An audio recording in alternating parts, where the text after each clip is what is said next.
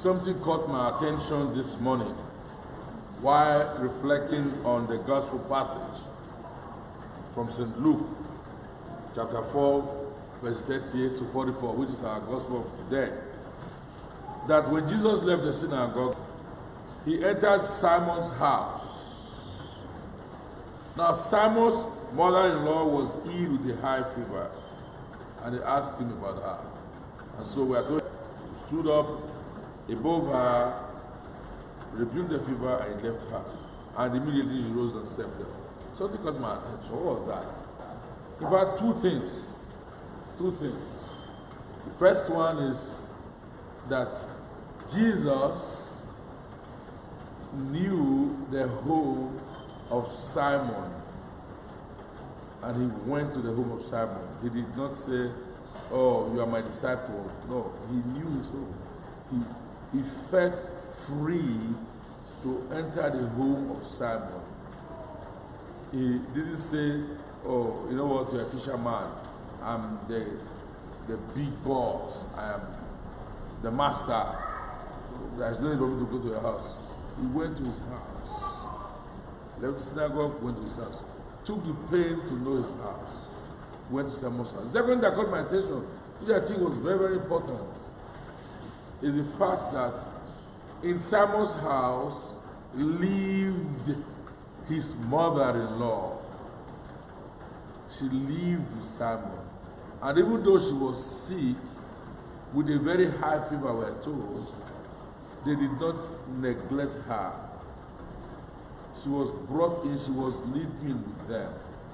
It's not as if she came to visit. I can prove this to you from the reading. That she was not just visiting because of ailment. They didn't bring her to the house so that she could come and meet Jesus. No, that she lived there. Why? Because as soon as she was cured of the disease by Jesus, she arose and immediately served them. If she was a visitor to the house, she couldn't serve. But because she was a member of the house, she could serve. She knew where everything was, where the food was, where the plates were, where the spoons were, where the cups were. So she served because she was a member of the house. So at that age, someone who was his mother-in-law, he did not abandon her even in her sickness. Even though the sickness was very high, she yet lived in his house. I'm talking about a situation that one could have today and people will abandon our aged relatives. Aged brothers, aged sisters, aged fathers and aged mothers, aged father-in-laws and aged mother-in-laws. People are abandoned. We are always abandoning them. That's how checking at the text in Scripture, St. Matthew's Gospel, that says people do this under pretext. Instead of paying their duties to their parents, respecting them and regarding them, and give them the necessary care that is required as children, they say, "What we have given to you is Korban. We have given to God. What we have given to you, we have done for you, we have done to God. It's Korban." They use those texts to run away from their duties and responsibilities. We do have a duty and responsibility to care for our parents, for the aged in our families. Remember when we were little, in fact, at some point in time, they decided whether or not who would live. Our mothers, for instance, took us in their wombs, bore us, and went through the pain of labor, and brought us up all through our childhood until we became of age. And in very many cases, in fact most cases, our parents trained us, ensured our daily bread, and ensured that we went to school, and eventually until we were able to be on our own. Now, when we are on our own, it is only proper, necessary, nice that we all in turn look after them. And when they are sick, we don't abandon them. And so you see a lot of people, after all this, they call their parents bad names. Your mother, who had been very good to you, bore you, who took you through childhood, sent you to school, fed you, educated you, and now when you are big enough, someone will come and tell you that she's a witch, and you believe the person. Some persons have found the love of their lives who will not tell them that their mother is a witch or your father is a wizard. At the end of the day, you will neglect them. You will not perform the duties that you ought to perform towards them. You won't look after them. So many of them fall ill and they suffer and they die. Many of them died prematurely. Many of them died deaths that could have been prevented. So we must learn from this.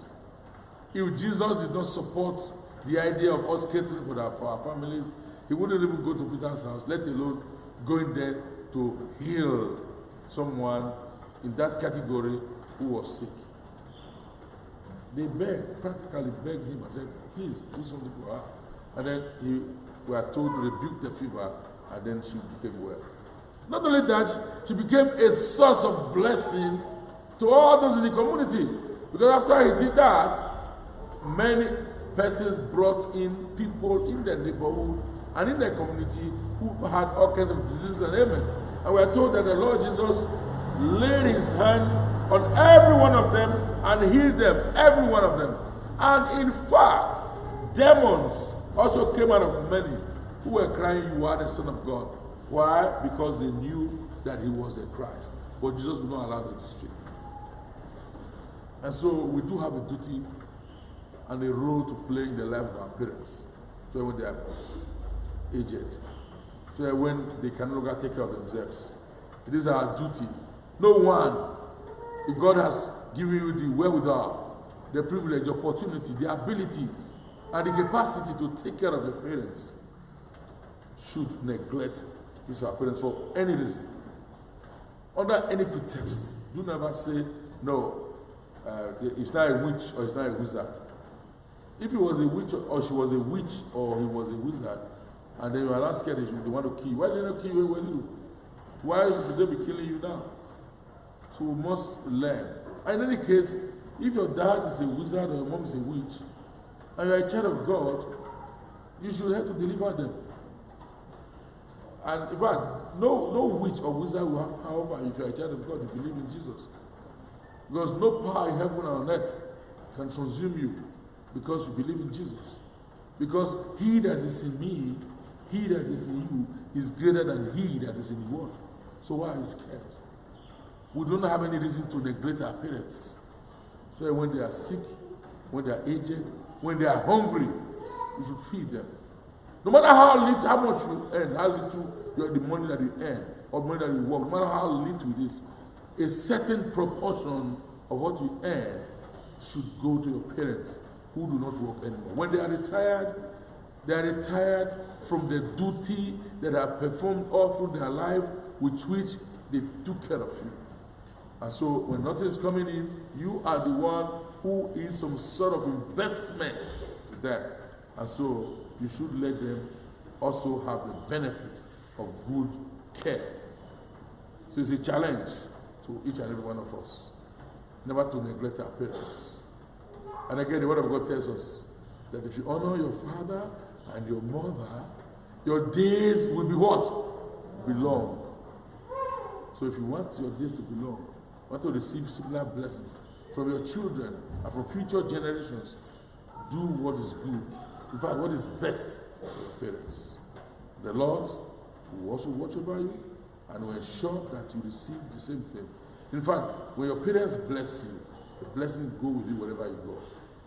So I pray for the grace of the recognition of the need to properly care for our parents in each and every one of us, and the ability to do that.